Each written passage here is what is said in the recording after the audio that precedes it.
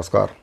केंद्र सरकार की तर्ज पर अब छत्तीसगढ़ सरकार के द्वारा भी छत्तीसगढ़ के दैनिक वेतनभोगी कर्मचारी, दैनिक श्रमिक कर्मचारी और जितने भी अकुशल, अर्धकुशल, कुशल और उच्च कुशल दर के श्रमिक हैं, उनके लिए 4 नए लेबर कोड लागू करने की जो प्रक्रिया है वह शुरू कर दी गई है। राजपत्र में इसका प्रकाशन कर दिया गया है। तो आज इस वीडियो में आपको इसी से संबंधित बहुत ही महत्वपूर्ण जानकारी देने वाला हूँ कि इस 4 नए लेबर कोड से क्या कुछ कर्मचारियों के जीवन में बदलाव आएगा, किस आधार पर मजदूरी तय की जाएगी और जब ये 4 नए लेबर कोड छत्तीसगढ़ में लागू होंगे तो कर्मचारियों को क्या कुछ लाभ मिलेगा, सैलरी कितनी इनकी बढ़ जाएगी। तो साथियों, जानकारी में आगे बढ़ने से पहले आपसे निवेदन है कि अगर पहली बार आप इस चैनल पर आएँ तो चैनल को सब्सक्राइब जरूर करें, बेल आइकन को प्रेस कर लें, उसको ऑल पर सेट करके रखें, जिससे आपको हमारे द्वारा जो भी नया वीडियो बनाया जाता है उसका नोटिफिकेशन सबसे पहले मिल जाए।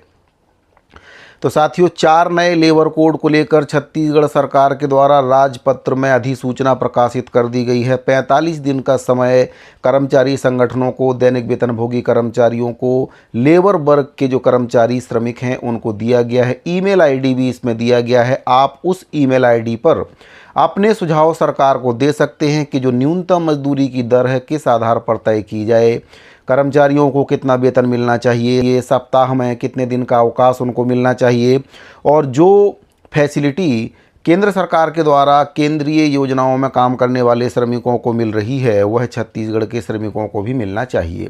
तो बारी बारी से आपको इससे संबंधित जो महत्वपूर्ण बिंदु हैं उसके बारे में आपको जानकारी बता देता हूं। सबसे पहले जो राजपत्र में जानकारी प्रकाशित की गई है उसके बारे में आपको बताना चाहूँगा कि उसके पहले पेज पर क्या कुछ कहा गया है। तो साथियों, इसका जो पहला पेज है इसमें आप देख सकते हैं, इसमें आपका बताया गया है कि पहला जो है न्यूनतम वेतन छत्तीसगढ़ नियम 1958 एवं छत्तीसगढ़ वेतन भुगतान नियम 1962। तो यहाँ पर मैं आपको बताना चाहूँगा कि जब ये 4 नए लेबर कोड लागू होंगे तो पुराने जितने भी कानून हैं वे समाप्त हो जाएंगे और इसको लेकर कुछ कर्मचारी संगठन सरकार से मांग भी कर रहे हैं कि ये 4 नए लेबर कोड लागू करने से पहले सरकार कर्मचारियों का स्थायीकरण करे, क्योंकि अगर ये 4 नए लेबर कोड छत्तीसगढ़ में लागू होते हैं तो फिर हो सकता है कि जो दैनिक और मासिक वेतन पर काम करने वाले दैनिक वेतनभोगी कर्मचारी हैं, दैनिक श्रमिक कर्मचारी हैं, जो 1961-63 नियम के अंतर्गत स्थायीकरण की पात्रता अभी रखते हैं, उनका स्थायीकरण शायद ना हो पाए। तो कर्मचारी संगठनों के द्वारा सरकार से मांग भी की गई है और सरकार के द्वारा जो ईमेल आईडी इसको लेकर दिया गया है सुझाव देने को लेकर, उस पर भी कर्मचारी संगठन अपनी प्रतिक्रिया दे सकते हैं। नियमितीकरण की मांग, स्थायीकरण की मांग सरकार से वे कर सकते हैं।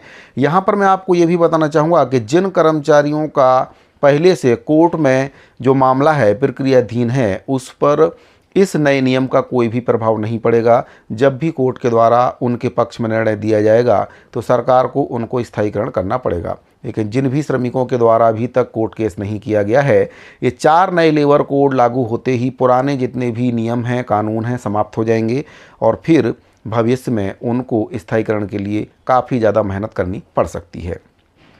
तो साथियों, पहले पेज पर इसमें बताया गया है कि एतद् द्वारा उक्त धारा 67 की उपधारा 1 द्वारा अपेक्षित किए गए अनुसार उन समस्त व्यक्तियों जिनके की इससे प्रभावित होने की संभावना है की जानकारी के लिए अधिसूचित किया जाता है। एतद् द्वारा सूचित किया जाता है कि उक्त सूचना के प्रारूप पर इस अधिसूचना के राजपत्र में इसके प्रकाशन की तारीख से 45 दिवस की अवधि के अवसान के पश्चात विचार किया जाएगा। यानी कि जब से यह राजपत्र प्रकाशित किया गया है तब से लेकर 45 दिन के बाद ही इस राजपत्र में जो भी जानकारी दी गई है उस पर अमल किया जाएगा, उस पर विचार किया जाएगा। 45 दिन का समय कर्मचारी संगठनों को दिया गया है कि वे अपने सुझाव सरकार को दें, किस आधार पर इसको निर्धारित करना चाहिए, न्यूनतम मजदूरी की दर क्या होना चाहिए, क्या मापदंड होना चाहिए। तो साथियों, इसमें आगे कहा गया है कि आपत्ति अथवा सुझाव यदि कोई हो तो छत्तीसगढ़ सचिव शासन श्रम विभाग मंत्रालय महानदी भवन नया रायपुर अटल नगर रायपुर या फिर श्रमायुक्त छत्तीसगढ़ शासन इंद्रावती भवन नया रायपुर अटल नगर रायपुर के पते पर या फिर जो ईमेल आईडी इसमें दी गई है CGLC 2012@gmail.com पर भेजा जाएगा और उक्त अधिसूचना के प्रारूप के संबंध में किसी व्यक्ति के द्वारा दिए गए आपत्ति अथवा सुझाव को उपरोक्त निर्दिष्ट अवधि के अवसान के पूर्व प्राप्त होने पर राज्य शासन के द्वारा विचार किया जाएगा। तो जो भी सुझाव कर्मचारी देना चाहें इस ईमेल आईडी पर दे सकते हैं या फिर श्रमायुक्त कार्यालय में जाकर भी आप आवेदन दे सकते हैं, अपना सुझाव दे सकते हैं और आपके जो सुझाव हैं उस पर सरकार विचार करेगी कि किस आधार पर कर्मचारियों की जो सैलरी है बढ़ाई जाए, कितना उनको न्यूनतम मानदेय दिया जाए और क्या क्या फैसिलिटी उनको मिलना चाहिए। साथियों, ये जो राजपत्र प्रकाशित किया गया है इसमें लगभग केंद्र सरकार से जुड़े हुए सभी मापदंडों का पालन किया गया है, लेकिन इसमें एक जो मापदंड केंद्र सरकार के द्वारा निर्धारित किया गया है वह कहीं ना कहीं इसमें नहीं मिला। मेरे को तो नहीं मिला है, अगर आपको मिलता है तो आप उसका स्क्रीनशॉट मेरे पास भेज सकते हैं।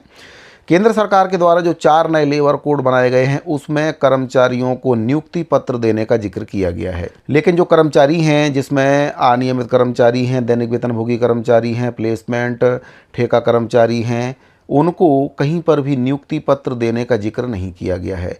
हालांकि वेतन पर्ची का जिक्र भी किया गया है, ओवर टाइम अगर कर्मचारियों से काम लिया जाता है तो उसका भी जिक्र इसमें किया गया है। कई प्रकार के प्रारूप भी इसमें दिए गए हैं, उसमें जानकारी भर के देना है। मैं उन सभी प्रारूपों के बारे में भी आपको आगे बताऊंगा कि उसमें क्या कुछ जानकारी चाहिए गई है। तो साथियों, 45 दिन का समय इसमें राज्य सरकार के द्वारा श्रमिकों को दिया गया है कि वे अपनी बात सरकार के समक्ष रख सकते हैं। ईमेल आईडी इसमें दे दिया गया है और उस पर सरकार विचार करेगी। अब साथियों, इसमें अगर आप देखें तो 44 नंबर पैरा पर इसमें वेतन पर्ची का भी जिक्र किया गया है और इसमें कहा गया है कि प्रत्येक नियोक्ता वेतन को भुगतान के समय अथवा उससे पहले धारा 50 की उपधारा 3 के अंतर्गत प्रारूप 5 में अपने कर्मचारियों एवं श्रमिकों को इलेक्ट्रॉनिक अथवा अन्य रीति से वेतन पर्ची जारी करेगा। यानी कि अब सभी श्रमिकों को वेतन पर्ची दी जाएगी जो कि आगे उनके बहुत काम आने वाली है। पैरा क्रमांक 47 में इसमें मजदूरी का समय पर भुगतान करने की बात कही गई है और इसमें बताया गया कि जहां कर्मचारी किसी प्रतिष्ठान में ठेकेदार के माध्यम से नियोजित है वहां पर कंपनी अथवा फर्म और संघ अथवा अन्य कोई व्यक्ति जो उस प्रतिष्ठान का मालिक है, ठेकेदार को उसके जैसा भी मामला हो, द्वारा देय राशि का भुगतान वेतन के भुगतान की तारीख से पहले करेगा। यानी कि वेतन की जो भुगतान की तारीख है उससे पहले ही कर्मचारियों को भुगतान ठेकेदारों को करना पड़ेगा, ताकि कर्मचारियों को वेतन का भुगतान धारा 17 के उपबंधों के अनुसार निश्चित रूप से किया जा सके। और इसमें स्पष्टीकरण भी बताया गया, इस नियम के प्रयोजनार्थ शब्द फर्म का वही अर्थ होगा जो इसका अर्थ भारतीय साझेदारी अधिनियम 1932 में किया गया है। इसके साथ ही इसमें फॉर्मेट भी दिया गया है। इसमें आपको बताना चाहूँगा फॉर्मेट में क्या कुछ कहा गया है। प्रारूप 1 नियम 43 देखिए, कर्मचारी पंजी।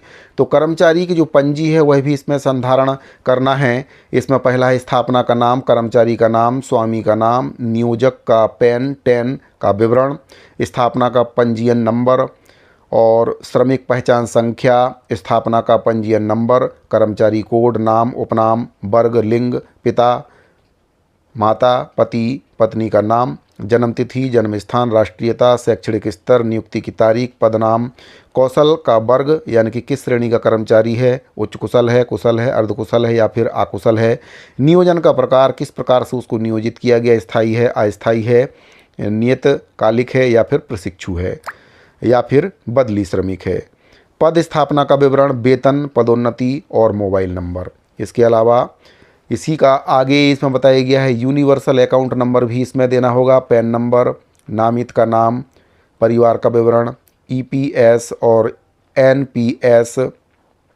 ईएसआईसी, बीमित व्यक्ति का नंबर, आधार नंबर, बैंक खाता नंबर, बैंक का नाम, बैंक शाखा का नाम, वर्तमान पता, स्थायी पता, सेवा पुस्तिका नंबर, सेवा से पृथक होने की तिथि, सेवा से पृथक होने का कारण, पहचान चिन्ह, फोटो, हस्ताक्षर नमूना, अंगूठे का निशान और भी कई जानकारियां इस प्रारूप में चाहिए गई हैं।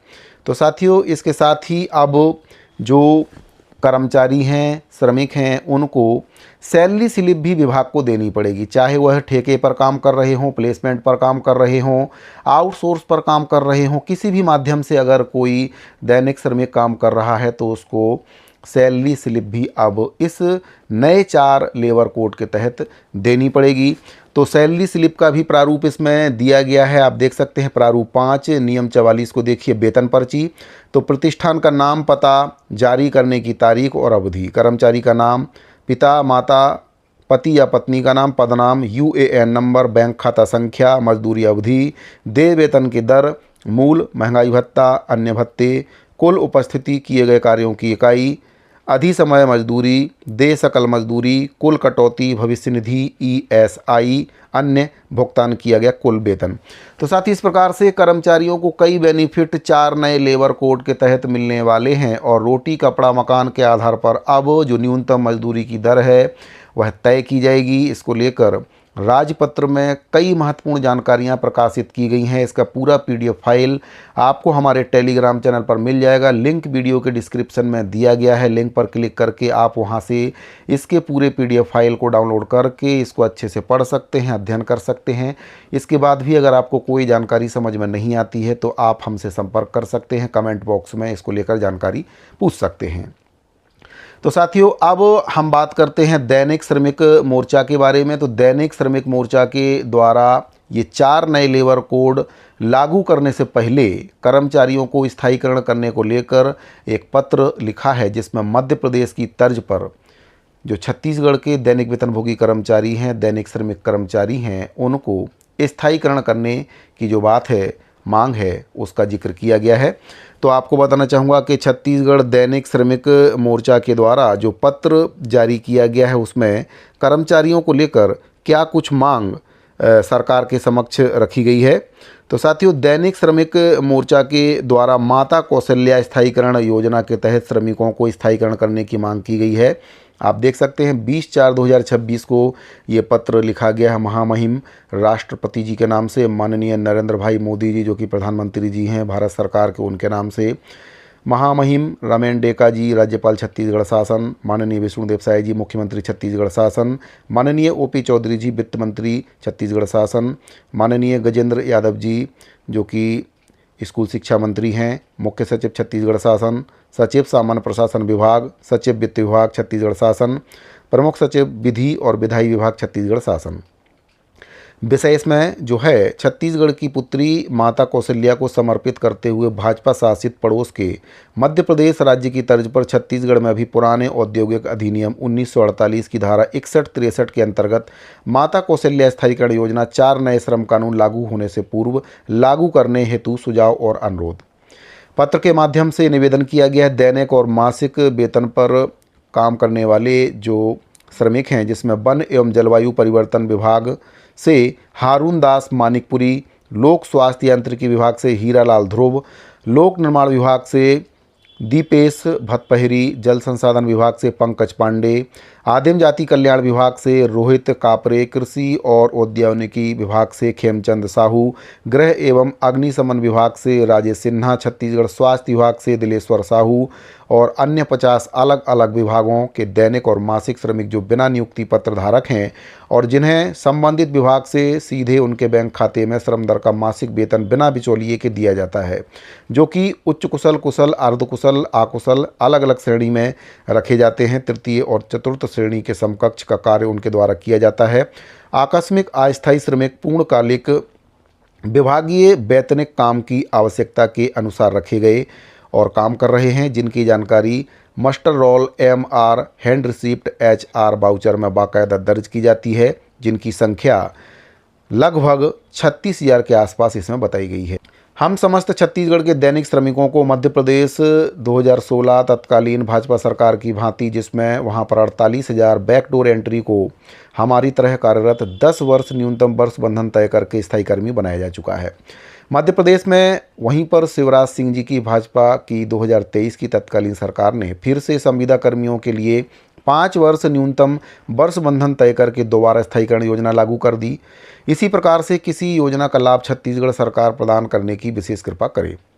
हम समस्त छत्तीसगढ़ प्रदेश के श्रमायुक्त दर के दैनिक मासिक श्रमिक आपसे विनम्र प्रार्थना करते हैं कि हम समस्त बैकडोर एंट्री के स्थायीकरण मध्य प्रदेश के 2016 और 2023 से भी श्रेष्ठ स्थायीकरण योजना माता कौशल्या के नाम से लागू किया जाए और इस हेतु हमारा वित्तीय भार मुक्त पूर्ण संवैधानिक समस्त विधिक अनुकूल सुझाव निम्नानुसार। इसमें सुझाव भी दिया गया है किस प्रकार से हो सकता है। पहला जो है, काल्पनिक वेतन मान लागू करने पर सरकार को कोई वित्तीय बोझ नहीं आएगा, बल्कि लागू न्यूनतम मजदूरी, लागू श्रम सम्मान, लागू ईपीएफ को जोड़कर ये तय किया जा सकता है, जो कि सरकार आज भी स्वयं वहन करती है। और हम श्रमिकों को हर माह 6 महीने में महंगाई भत्ता, हर वर्ष वेतन वृद्धि के लिए जो नियमित कर्मचारियों की भांति है सरकार जो स्थायीकरण के बाद सुविधा प्रदान करेगी, केवल उसका न्यूनतम वित्तीय भार ही सरकार को वहन करना होगा, वह भी 6 महीने के बाद से सरकार को करना होगा। स्थानांतरण, अनुकंपा, यूपीएस, चिकित्सा अवकाश, मातृत्व अवकाश, पितृत्व अवकाश, आकस्मिक अवकाश, ऐच्छिक अवकाश, अर्जित अवकाश के लाभ भी इन सभी दैनिक और मासिक श्रमिकों को स्थायीकरण के बाद प्राप्त हो पाएंगे। नियमित कर्मचारियों की तरह निलंबित बर्खास्तगी के नियम लागू होने से स्थायीकरण के बाद दैनिक श्रमिकों को अचानक काम से हटाने के भय से मुक्ति मिलेगी। स्थायीकरण के बाद नियमित रिक्त पदों में एवं आकस्मिकता निधि कार्यभारित के रिक्त पदों में संविलियन के माध्यम से मर्ज करने का अवसर है इन श्रमिकों को मिल सकेगा। 5वें नंबर पर बताया गया स्थायीकरण योजना को मध्य प्रदेश उच्च न्यायालय के द्वारा सराहना की गई है। 1948 के औद्योगिक अधिनियम 1961-63 के अंतर्गत ये 100% विधिक सम्मत समाधान है और सरकार के द्वारा इसे लागू करने पर कोई भी कानूनी पैच नहीं आएगा। नए श्रम कानून छत्तीसगढ़ में लागू नहीं हुए हैं अभी, और पुराने औद्योगिक अधिनियम 1948 की धारा 61-63 का लाभ लेते हुए स्थायीकरण योजना लागू की जा सकती है। 4 नए श्रम कानून लागू होने के बाद सरकार स्थायीकरण योजना छत्तीसगढ़ में कभी भी लागू नहीं कर पाएगी, इसीलिए शीघ्र ही अतिशीघ्र इसे लागू करना चाहिए। 4 नए श्रम कानून में न्यूनतम वेतन 18,000, 20,000, 23,000, 26,000 हम श्रमायुक्त दर श्रमिकों को सरकार के द्वारा देना होगा। 4,000 श्रम सम्मान राशि हम श्रमायुक्त दर श्रमिकों को सरकार के द्वारा दिया जा रहा है, जो कि 4,000 श्रम सम्मान राशि उस समय भी मिलेगा।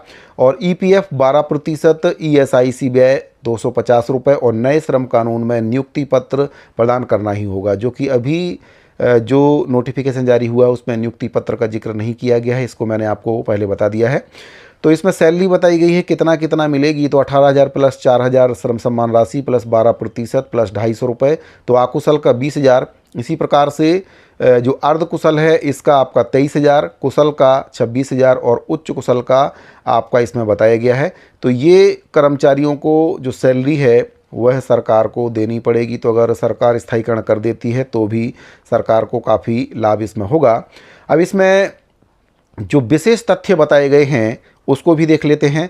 तो राजस्थान में कांग्रेस की जो सरकार है, अशोक गहलोत सरकार के द्वारा संविदा बैकडोर एंट्री के लिए स्थायीकरण योजना 5 वर्ष न्यूनतम वर्ष बंधन तय करके लागू किया गया।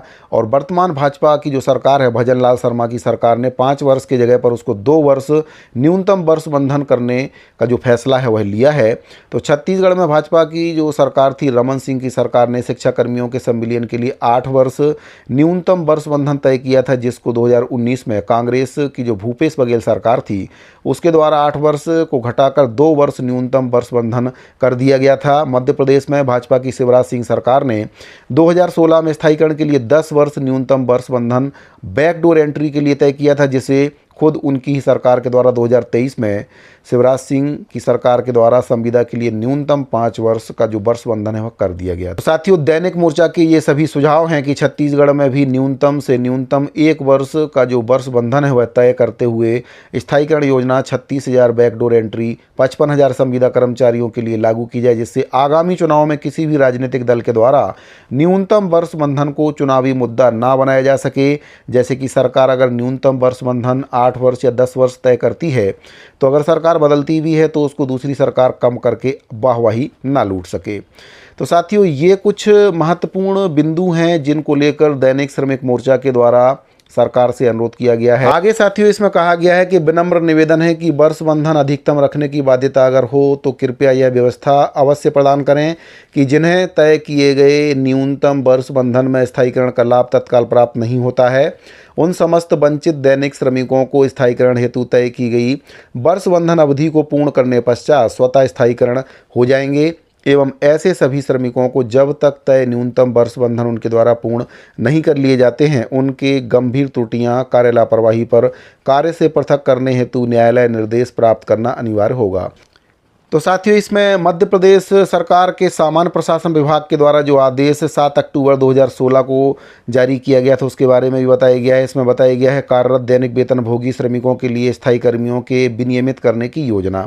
इसमें जो श्रेणी है उसके अनुसार वेतनमान फिक्स किया गया है। अकुशल का 4080 7000, अर्धकुशल का 4590 7500, कुशल का 5100 8000। तो ये जो वेतन है वह दैनिक श्रमिकों के लिए फिक्स किया गया है और इसमें बताया गया है कि वरिष्ठता का लाभ देने के लिए 1 सितंबर 2016 की स्थिति में उनके द्वारा पूर्ण किए गए वर्षों के आधार पर संबंधित वेतनमान में अंकित वेतन वृद्धि की दर से गणना को उन्हें संबंधित वेतनमान में वेतन निर्धारण किया जाएगा। इस पर उन्हें महंगाई भत्ता देय होगा। वर्तमान में 125% उस समय का इसमें बताया गया है। कोई भी एरियस इसके लिए देय नहीं होगा।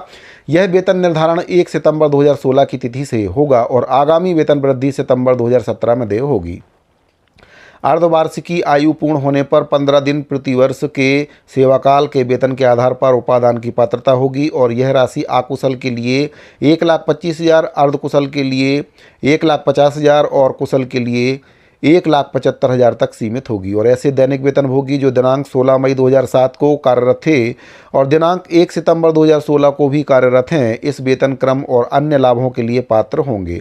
दिनांक 16 मई 2007 के बाद शासन की अनुमति अनुमोदन उपरांत सक्षम अधिकारी के द्वारा दैनिक वेतनभोगी के पद पर नियुक्त किए गए हैं, उन्हें भी योजना की पात्रता होगी। और दिनांक 1 सितंबर 2016 के पूर्व सेवानिवृत्ति, सेवा से पृथक किए गए अथवा सेवा छोड़ चुके दैनिक वेतनभोगियों को इस योजना की पात्रता नहीं होगी। तो ये कुछ महत्वपूर्ण जानकारी जो मध्य प्रदेश सरकार के द्वारा स्थायीकरण किया गया था दैनिक वेतनभोगी कर्मचारियों का, दैनिक श्रमिकों का, उसको लेकर आदेश जारी किया गया था। साथियों, अब बात करते हैं कि जो अधिसूचना जारी की गई है उसमें जो फॉर्मेट जारी किए गए हैं उसमें क्या कुछ लिखा है। तो साथियों, इसमें जो फॉर्मेट जारी हुआ है आप देख सकते हैं, प्रारूप 4 नियम 18 और 43 देखिए। इसमें बताया गया है कि प्रतिष्ठान का नाम, नियोजक का नाम, स्वामी का नाम, नियोक्ता का पैन नंबर, स्थापना का पंजीयन नंबर और श्रमिक पहचान संख्या, कर्मचारी रजिस्टर में क्रम, संख्या, कर्मचारी कोड, कर्मचारी का नाम, पदनाम, विभाग, मजदूरी भुगतान की अवधि, मासिक, पाक्षिक, साप्ताहिक, दैनिक इकाई दर, मजदूरी की अवधि कब से कब तक, मजदूरी की अवधि तक कुल कार्य दिवस, कुल अधिसमय कार्य के घंटे अथवा इकाई दर, स्थिति में कुल अधिक उत्पादित इकाई, मूल वेतन, महंगाई भत्ता और अन्य भत्ते इसमें बताए गए हैं। तो ये फॉर्मेट इसमें जारी किया गया है। ऐसा ही एक फॉर्मेट और इसमें जारी किया गया है जिसमें इसी प्रकार की कुछ जानकारी चाहिए गई है। उपस्थिति पंजी सह मास्टर रोल के लिए ये फॉर्मेट जारी किया गया। इसमें भी दिनांक, समय, हस्ताक्षर सभी की जानकारी, उपस्थिति का दिनांक और समय इसमें भर के देना है। तो ये कुछ महत्वपूर्ण फॉर्मेट इसमें जारी किए गए हैं जिसमें श्रमिकों की जानकारी भर के देना है और सभी प्रकार से जो श्रमिक हैं उनकी जानकारी अब इस फॉर्मेट में भरना काफ़ी ज़रूरी बताई गई है। अब बात करते हैं कि रोटी, कपड़ा और मकान के आधार पर जो न्यूनतम मजदूरी की दर तय की जाएगी वह किस आधार पर तय की जाएगी उसके बारे में। तो साथियों, हरी भूमि में एक खबर छपी है, इसको मैं आपको बताना चाहूँगा कि किस आधार पर श्रमिकों की जो न्यूनतम मजदूरी की दर है वह तय की जाएगी। तो साथियों, छत्तीसगढ़ में अब पुराने श्रम कानूनों को दरकिनार करते हुए नई मजदूरी संहिता लागू होगी और इसमें जो खास बात है वह ये है कि इस नियम के मुताबिक अब न्यूनतम मजदूरी की दर का निर्धारण वैज्ञानिक आधार पर होगा और यही नहीं, रोटी, कपड़ा, मकान, बच्चों की शिक्षा और इलाज के खर्च के आधार पर मजदूरी तय की जाएगी। एक और अहम बात इसमें बताई गई है कि अब पूरे देश के लिए तय न्यूनतम मजदूरी से कम राशि कहीं भी नहीं दी जा सकेगी। न्यूनतम वेतन सभी कर्मचारियों के समान रूप से उनके ऊपर लागू होगा, चाहे उनकी आयु या लिंग कुछ भी हो।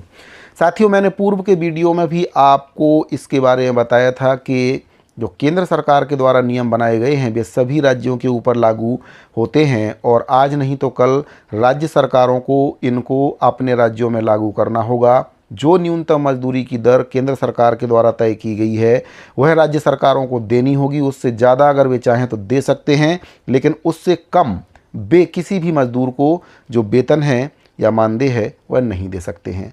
तो सभी कैटेगरी के कर्मचारियों का मैंने आपको बताया है को जो न्यूनतम वेतन है उनको कितना मिलेगा। तो 4,000 रुपये से लेके 6,000 रुपये तक की जो वृद्धि है सभी वर्ग के, सभी कैटेगरी के श्रमिकों के वेतन में होने वाली है और इससे हर वर्ग के जो श्रमिक हैं वे लाभान्वित होंगे, चाहे वह रसोईया कर्मचारी हों, चाहे अंशकालीन स्कूल सफाई कर्मचारी हों, आंगनवाड़ी कार्यकर्ता हों, प्लेसमेंट कर्मचारी हों, ठेका कर्मचारी हों, दैनिक वेतनभोगी हों, दैनिक श्रमिक हों, कुली, रेजा, प्लम्बर, सभी को इसका लाभ मिलने वाला है। कारखानों में काम करने वाले, फैक्ट्रियों में काम करने वाले मजदूरों को भी इसका लाभ मिलेगा। साथियों, अब मजदूरी किस आधार पर तय की जाएगी इसको भी मैं आपको बताना चाहूँगा। तो श्रमिकों के वर्ग के बारे में मैंने आपको बता दिया है कि किस आधार पर श्रमिकों की जो मजदूरी है उनको मिलेगी। साथियों, अब बात करते हैं कि न्यूनतम वेतन का निर्धारण कैसे होगा। तो इसके लिए जो नए मानक हैं वह तय किए गए हैं। परिवार आधारित उपभोग इकाई न्यूनतम मजदूरी की गणना एक मानक श्रमिक वर्ग परिवार को आधार मानकर की जाएगी। इस परिवार में कामगार के अलावा उनका पति या पत्नी और 2 बच्चे इसमें शामिल किए गए, यानी कि 4 लोगों को इसमें शामिल किया गया है। कुल 3 वयस्क उपभोग इकाइयों के बराबर इसको माना गया है। श्रमिक के स्वास्थ्य को प्राथमिकता देते हुए प्रतिदिन प्रति उपभोग इकाई के लिए शुद्ध 2700 कैलोरी की खपत का मानक इसमें रखा गया है। वस्त्र और आवास प्रति मानक श्रमिक परिवार के लिए प्रतिवर्ष 66 मीटर कपड़ा निर्धारित किया गया है। आवास, भोजन और वस्त्र पर होने वाले कुल व्यय का 10% आवासीय किराए के रूप में वेतन गणना में जोड़ा जाएगा। तो ये रोटी, कपड़ा और मकान के आधार पर जो न्यूनतम मजदूरी की दर है वह तय की जाएगी। अब बात करते हैं कि इसमें क्या कुछ शामिल किया जाएगा। तो ईंधन, बिजली और अन्य छोटी मोटी मदों के लिए न्यूनतम मजदूरी का 20% हिस्सा रखा गया है। बच्चों के शिक्षा, चिकित्सा आवश्यकताएं, मनोरंजन और अन्य आकस्मिक खर्चों के लिए न्यूनतम मजदूरी का 25% अतिरिक्त हिस्सा शामिल किया जाएगा। न्यूनतम मजदूरी तय करते समय राज्य शासन इन कारकों को भी ध्यान में रखेगी, जैसे कि भौगोलिक क्षेत्र, कार्यस्थल की भौगोलिक स्थिति के आधार पर वेतन में भिन्नता हो सकती है। इन नियमों की समीक्षा और कौशल वर्गीकरण में सुधार के लिए सरकार एक तकनीकी समिति का भी गठन करेगी, जिसमें श्रम आयुक्त और विभिन्न विशेषज्ञ शामिल होंगे और इन नियमों के संबंध में 45 दिनों के भीतर सुझाव, आपत्तियां आमंत्रित की गई हैं। तो साथियों, सभी वर्गों से इसमें आपत्तियां और सुझाव आमंत्रित किए गए हैं। रोटी, कपड़ा और मकान, परिवार के सदस्यों की संख्या, कर्मचारियों की आवश्यकता के आधार पर जो न्यूनतम मजदूरी की दर है वह तय की जाएगी और उसके बाद जो वेतन है वह फिक्स किया जाएगा। तो ये कुछ महत्वपूर्ण जानकारी 4 नए श्रम कानूनों को लेकर प्राप्त हो रही थी। राज्य सरकार के द्वारा इसको लेकर गजट नोटिफिकेशन जारी कर दिया गया है, अधिसूचना जारी कर दी गई है, ईमेल आईडी दे दिया गया है। आप भी अपने सुझाव इसमें रख सकते हैं। अब साथियों, बात करते हैं कि ओवर टाइम का निर्धारण इसमें कैसे होगा। अभी कर्मचारियों से ओवर टाइम काम कराया जाता है, लेकिन उसकी वेतन की जो गणना है वह कहीं ना कहीं ठीक से नहीं हो पाती है। तो जो 4 नए श्रम कानून बनाए गए हैं, इसमें ओवर टाइम के लिए डबल वेतन श्रमिकों को देना होगा। इसके लिए जो दैनिक श्रमिक मोर्चा है उसके द्वारा ऑनलाइन अटेंडेंस की व्यवस्था इन श्रमिकों के लिए लागू करने की मांग की गई है। जो भी कर्मचारी कार्यालयों में काम करते हैं उनके लिए बायोमेट्रिक अटेंडेंस लागू की जाए, यानी कि अगर किसी श्रमिक को अधिकारी लोग ओवर टाइम काम करने के लिए बाध्य करते हैं तो फिर वह अपनी अटेंडेंस उसमें लगाएगा और जब वह काम करके वापस जाएगा तो उसको उस अटेंडेंस से आउट करना होगा। तो जो काम के घंटे हैं वह उसमें काउंट हो जाएंगे कि कितने घंटे इस श्रमिक से काम लिया गया है।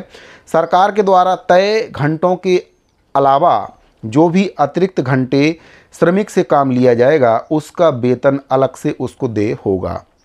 और इसके साथ ही फील्ड में काम करने वाले जो श्रमिक हैं उनके लिए गूगल आधारित अटेंडेंस की मांग दैनिक श्रमिक मोर्चा के द्वारा की गई है। जो फील्ड में काम करते हैं वे फेस अटेंडेंस लगाकर अपने कार्य के घंटों को गिन सकते हैं कि कितने घंटे उनके द्वारा काम किया गया है, अतिरिक्त कितने घंटे काम कराया जा रहा है। क्योंकि अभी भी क्या है कि कोई भी अधिकारी कर्मचारियों को कभी भी काम के लिए बुला लेते हैं और अतिरिक्त घंटे का कोई भी उसमें गिनती नहीं हो पाती है और उनका कहीं ना कहीं शोषण हो जाता है।